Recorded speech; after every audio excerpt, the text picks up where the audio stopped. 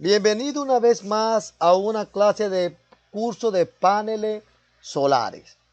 Hoy vamos a hablar sobre un tema muy importante, unos parámetros que pudimos recordar en nuestro estudio de niveles de primaria, educación inicial, no sé cómo se dice en los diferentes países. Aquí hay mucha gente fuera de Venezuela, a un venezolano residente que está en otros países. Pero cuando hablamos de geografía, vemos algunos términos que cobran vida en paneles solares. Le vemos la aplicación. Y también porque vamos nosotros a, en las próximas secciones de este apartado, de este parámetro muy importante, vamos a referirnos a unas tablas, incluso unas tablas de la NASA y de otra base de datos científica en la cual tenemos que entender las unidades en las cuales expresamos estos parámetros. Y entonces ahí nos preguntamos, ¿y ahí cómo nosotros aprovechamos la luz solar que llega a la Tierra? ¿Cómo lo podemos aprovechar como energía? ¿Cómo nosotros percibimos? ¿Cómo los paneles solares reciben? ¿Cuál es el porcentaje de aprovechamiento? ¿De qué dependen esa, ese aprovechamiento de esa energía? ¿De qué factores? Bueno, todo esto lo vamos a responder en este apartado que es importante que nosotros dominemos. Yo quería más o menos hacer solamente tocar la hora solar pico, más me di cuenta que no solamente precisamos de la hora solar pico, no es suficiente. Hay que hablar sobre todos estos temas para que quedemos claros. De tal manera que nosotros allí aumentamos ya este curso ya aumentó el nivel de contenido, porque lo vi preciso, lo vi necesario. Entonces, ¿de qué vamos a hablar? De la radiación solar. La radiación solar, ¿qué es la radiación solar? Podemos decir este, que es un recurso energético en las instalaciones solares fotovoltaicas. Y como recurso energético presenta una serie de ventajas y también de desventajas. ¿Cuáles son las ventajas? Es una fuente de energía inagotable, renovable. Podemos, todo lo contrario a la energía no renovable, como tenemos bien sea el petróleo, ¿verdad? No se renueva, es, se puede agotar. Más el sol, mientras esté el sol, hay luz solar. Está disponible en cualquier ubicación geográfica. Aquí vamos a tener los pros y los contras de las ubicaciones geográficas. Es una fuente de energía de libre uso. Y entre la desventaja, es un recurso energético con una gran variabilidad. ¿Por qué? Porque no es la misma intensidad durante el día que de la noche. También varía durante la época del año. Condiciones del tiempo atmosférica.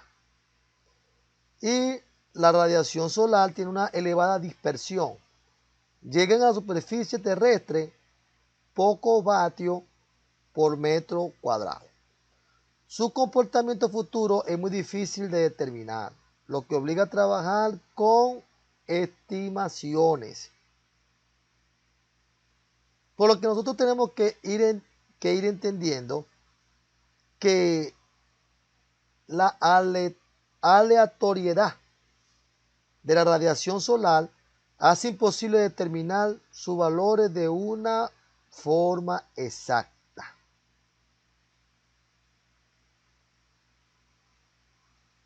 Y nosotros, al hablar allí de los factores que intervienen en la radiación solar recibida en la Tierra, podemos encontrarnos con dos tipos de factores. El primer, factores astronómicos y geográficos. Y segundo, los factores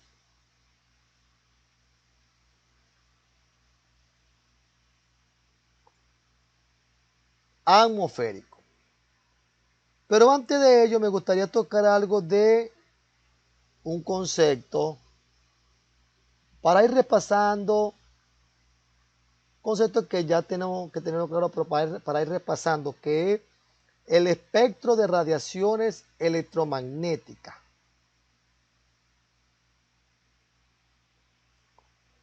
Cuando nosotros observamos este espectro, podemos ubicarnos. No sé si ustedes se recuerdan de varios rayos. Los rayos X, los rayos gamma, los ultravioletas, los infrarrojos. Tiene que ver también con la microondas, radio y televisión.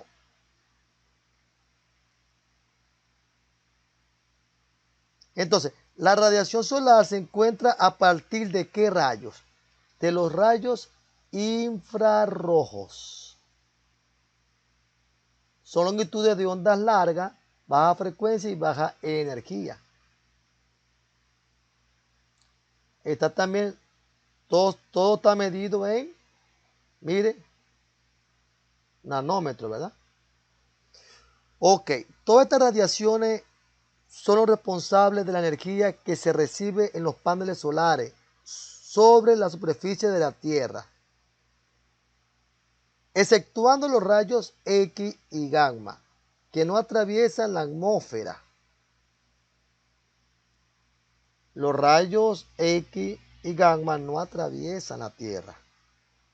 Entonces, el porcentaje correspondiente a cada uno de ellos es radiación visible, 47%. Radiación infrarroja, 46%. Radiación ultravioleta, un 7%.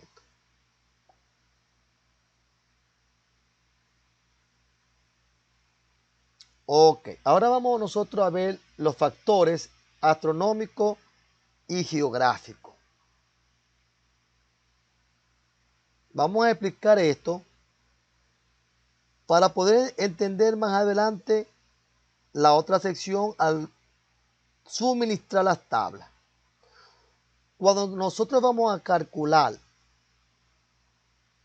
la radiación solar en el lugar donde se va a ubicar la instalación fotovoltaica, hay que tener en cuenta que el Sol describa dos trayectorias, una anual, aquí, una anual, y otra diaria. ¿Se recuerdan de los puntos cardinales? Norte, sur, este y oeste. No es lo mismo el sol, la intensidad del sol a las 6 de la mañana que a las 6 de la tarde, ni a las 12. Entonces, la superficie terrestre recibe los rayos con una inclinación diferente según la época del año. ¿Cuántas estaciones hay? En algunas partes hay 4 y en otras partes hay 2. Primavera, verano, otoño, invierno. En invierno, los rayos del sol caen en un ángulo pequeño respecto al horizontal, mientras que en verano el ángulo es mucho mayor. Y la energía incidente sobre una superficie es mucho mayor en las horas centrales del día que en las horas cercanas al amanecer o la puesta del sol. Por lo tanto, podemos concluir que la cantidad de radiación recibida dependerá del lugar geográfico, es decir, de la latitud. Latitud, recuerden ese concepto.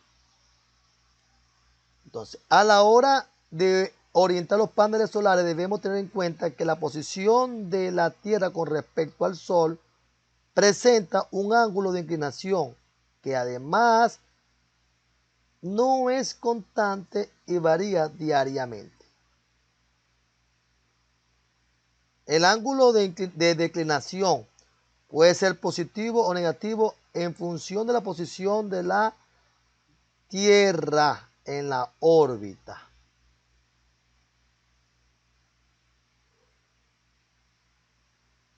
Entonces, no existe fórmula para calcular los valores de dicho ángulo en función del día. En la práctica veremos que se utiliza una estimación del ángulo de declinación para calcular la inclinación de los paneles solares. Ahí le respondí una pregunta que dice, Profe, ¿cómo vamos a hacer nosotros? Vamos a usar ya una tabla, valores predeterminados por los científicos que ya me dicen, me da una estimación de ese ángulo. Por eso no se preocupen. Solamente estamos dando la respuesta y preparándonos para entender las tablas que vamos a ver más adelante. Tenemos los factores atmosféricos. Vamos a definir cada uno de ellas. Antes de llegar a la superficie terrestre, la radiación solar se ve sometida a diferentes factores que afectarán a la energía. Como lo observamos en la figura, tenemos la dispersión. La dispersión es producida por la presencia de partículas de polvo en suspensión y moléculas de agua. Parte de la energía es desviada y no llega a la Tierra. La reflexión, fenómeno sufrido por la radiación solar extraterrestre al llegar a la atmósfera, debido a la presencia de nubes, moléculas de vapor de agua. Parte de las radiaciones recibidas son devueltas de nuevo al espacio, con lo que no llegan a la superficie terrestre.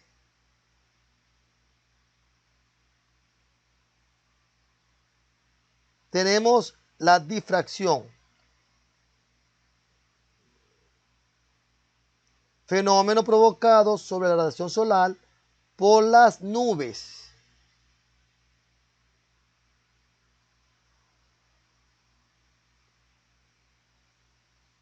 Al llegar sobre ellos, los rayos solares se decomponen en múltiples trayectos de menor energía que el rayo incidente. Y tenemos la absorción. Parte de la radiación que llega a la atmósfera es absorbida por los gases presentes en ella, oxígeno, ozono, y no puede ser recibido en la superficie terrestre. Y tenemos entonces el parámetro de irradiancia y de irradiación. ¿Qué es la irradiancia? Potencia recibida por unidad de superficie. La unidad de medida es vatios por metro cuadrado. Y la irradiación es la energía recibida por unidad de superficie. Vatio por hora por metro cuadrado. Bueno, espero que hayan aprovechado estos conceptos que tratamos de dejarlo en la abstracción y lo estamos convirtiendo en algo más, más digerible, ¿verdad? Y con aplicación en energía fotovoltaica. Chao, chao y hasta la próxima sección.